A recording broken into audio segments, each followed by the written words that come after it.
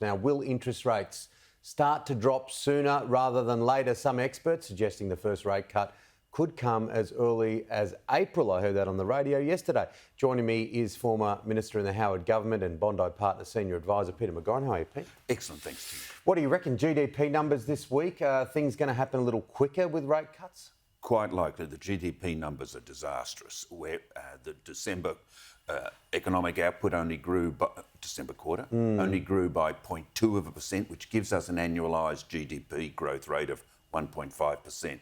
And you've got to go back to 2010 for the economy to be growing by such a small amount. So last year it was 2.5%. We're in trouble, Tim.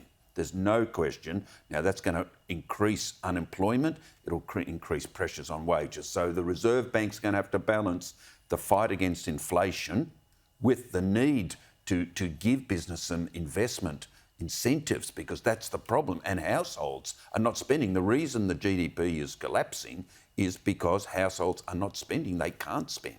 And it's difficult, isn't it? Because they only have the one tool. They only have the one tool to try and get it under control. And obviously it makes a sitting government nervous. As you mentioned late last year, cost of living, all these things are right in the front of their minds. Correct. We wouldn't even have a 1.5% GDP growth rate, Tim, except for government spending. That's the bulk of the migration, probably, too. And migration. If it weren't for migration, we would be technically in a recession under one measure, which is per head output. So, look, we've got problems ahead. It's going to be a tough year. Small business is finding it hard. Business is not investing, and our productivity levels are low, which is the individual work contribution of each person. I'm sorry, but the government economic framework is not working because they give everything to the unions. They're not giving anything to small business. The taxation system penalises the successful. This country is very complacent, and we're going to now feel the effects of it. Yeah, some challenges, but I think a lot of people are really hoping for rate cuts. Now, what about last week's by-election? What do you make of it? Look, the Liberals wanted to do better, there's no question, because of all the reasons we've just spoken about, that people would be feeling the cost of living pressures. But it was a respectable swing to them of 4%.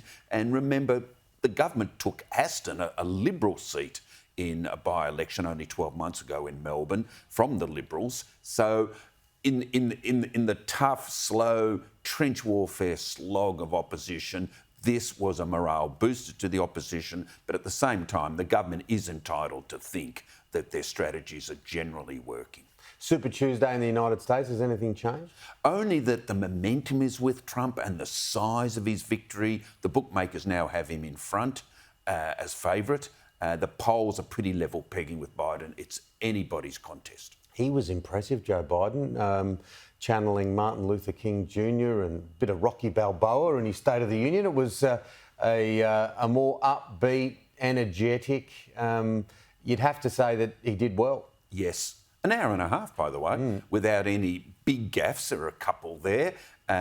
This was his big test. His advisors had prepped him to within an inch of his life, because anything could have gone wrong with the biggest primetime audience he's likely to face until the debates. So, yeah, I'd give him a B+. B+, that's not a bad mark. I would have taken a B+ any day at school. I never even got close to a B+. So, yeah, Biden got through it. The man can read a teleprompter, let's put it that way.